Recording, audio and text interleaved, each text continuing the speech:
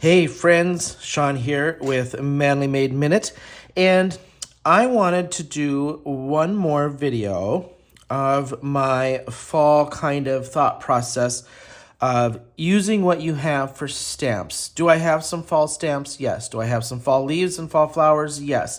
I don't have a ton. And so what I've been trying to do is look at my stamps in a different light and realize, we have some of these things that we can turn into that season that we want with what we have. So what I've done is I have stamped, these are a stamp set from Close to My Heart. Don't remember the name, doesn't really matter on this one. They're no longer in business and it's discontinued. But these are basically kind of a spring themed type of stamp or floral. So of course we've got our daisies, then we've got these like cutesy little springy happy little flowers. I wanted to turn these into a fall theme since I have the floral kind of process or thought in there by utilizing my color. So I'm going to watercolor these. They are on Canson XL watercolor paper. There is a smooth side and a rough side. This one I stamped on the rougher side, and this is stamped with VersaFine Onyx Black, which is waterproof once it's dry. And so I've got a couple different colors here. I've mixed, this is my Mei Ling pan colors. I've mixed a purple and a red, an orange and a red, a green and a yellow, and then I've got a brown. And so this is going to be kind of my tone for this fall, deep, rich kind of color theme. I might add in some yellows and things, but we'll see. And my idea is just to do kind of a darker center with some color on the tips of all these florals. Then I'm going to cut this, or essentially tear this in half, and I've pre-cut some of my stuff that I'm going to use to make a card out of this. And when we get there, I'll explain that, since I'm in a hotel room, and this is part of my Crafting on the Go series, and this is what I brought with me this week to do. So we're going to get started. I'll put this on fast forward. This is kind of in that theme of, I'll have another video to post with my next series of my watercolor challenge. So this is kind of in that watercolor challenge process as well. So we will just kind of explore some techniques as I do this and see what I get. This is not embossed, so I'm going to be a little bit more careful on where I lay my water down, how I lay my water down, and tap the color in to bloom out and fill what I want it to fill. So stick around. Hopefully you kind of pick up on the process, and we'll go over this a little bit more in the end, and I will hit fast forward and high speed, set this to music, and we'll get started.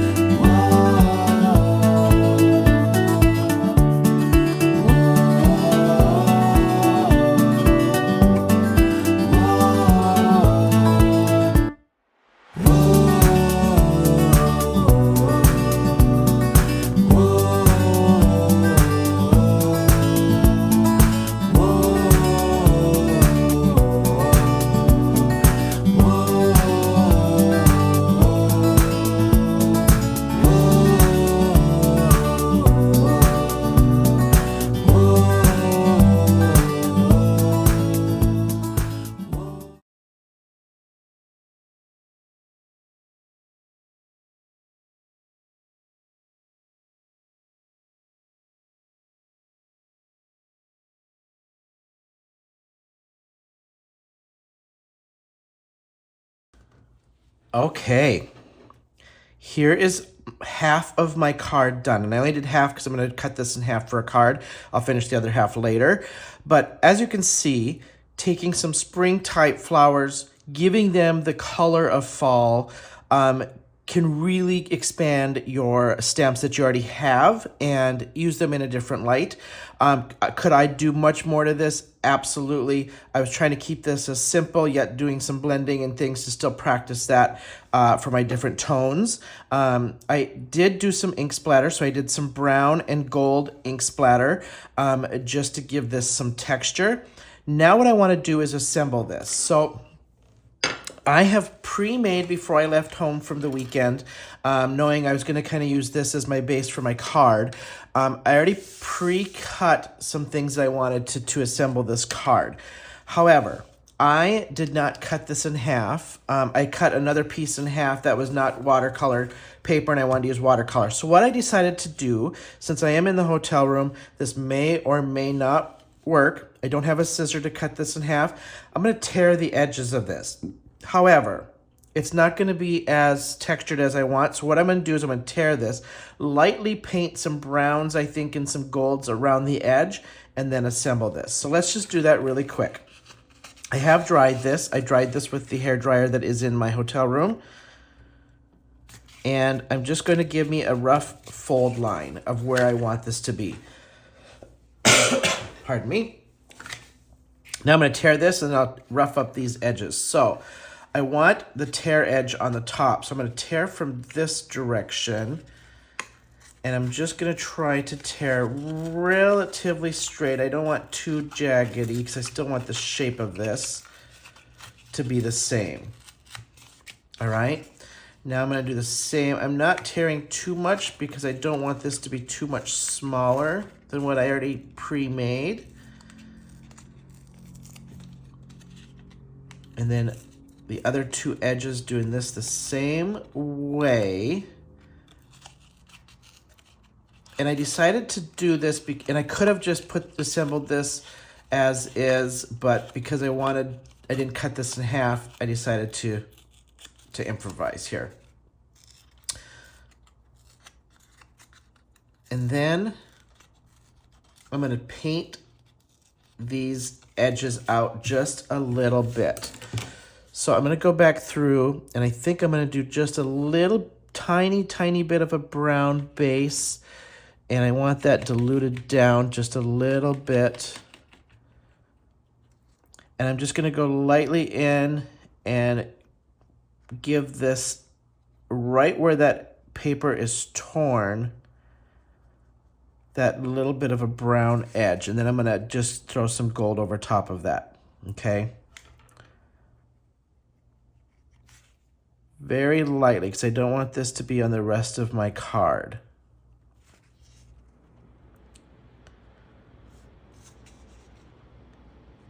And I'm just trying to do a little bit of a mocked up distressed look since I'm limited on tools here, but I thought I would do a full assembled card here for you this week while I'm on the road. So, all right, now I'm going to go through and just put some gold over the top of that. Okay, again, all watercolor. And I'm just tapping that gold in. I can see that gold fleck kind of soak up as it hits that torn paper.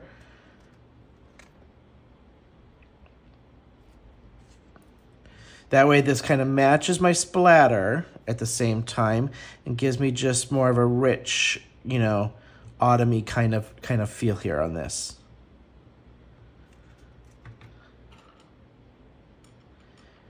And I'm just tapping that over top of that brown so it picks up some of that gold fleck.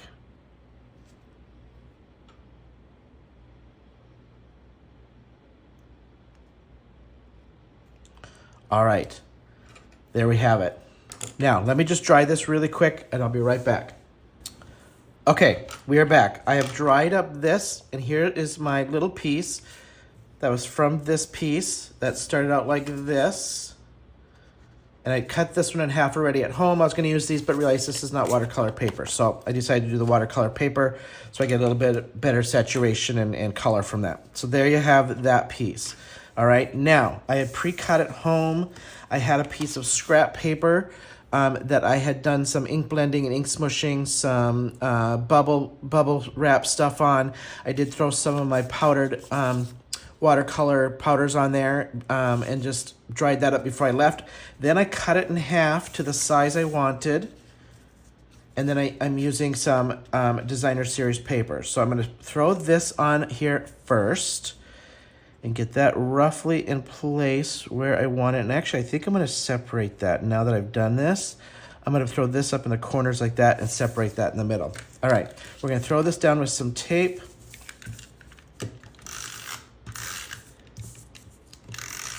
Now, you're asking how could, this should be done in the craft room. What am I doing? You could actually pre-cut all of this stuff. If you know the layout of your card, pre-stamp out your stuff. And then I'm using my Mailing watercolors. I could use my little travel size watercolor that I have here with my Tim Holtz watercolor pencils in it. Whatever works for you to make a little crafting on the go pack, okay? And this idea was just, I wanted to throw out at least another fall card. I might throw out one or two more with some Anthony's Papercraft stuff coming up before I start into some holiday cards. So I've got some holiday card designs that I'm going to kind of show and feature on my next couple videos. So, all right, rather than line that up, I am just going to leave that gap in the middle, because that works for me.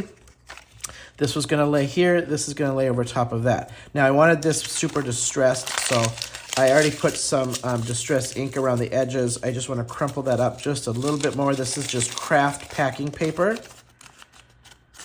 Okay, and the idea is just to get those edges to stay up. So I'm not gonna go all the way to the edge with my tape on this one, because I want those to ruffle up. So I'm going to center that like so. Okay. This now is going to go on my card base.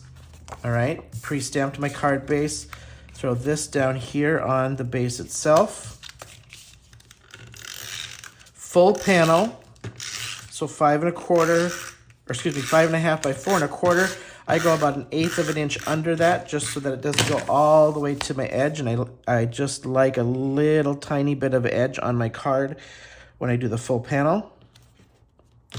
So you can kind of see I have a little bit of a white edge there. And then we just throw this one down. Now, I could have put this up on dimensionals. I wasn't going to go that fancy here while I'm not in my craft room. So I just decided to tape all this down. And then I do not have a sentiment for this. I could throw any sentiment on top of this. This could be thank you. This could be a grateful for you card. And there you have it. A nice little fall themed card with typically spring stamps. And then just added my color theme of fall in there with some tattered kind of craft and get that fall color going. So I could stamp the inside and add something on the inside. I could just do my message on the inside, like grateful for you, and leave this as a blank type note card. But there you have another spring into fall kind of transformation of some of the stamps that I currently have and making them for the season.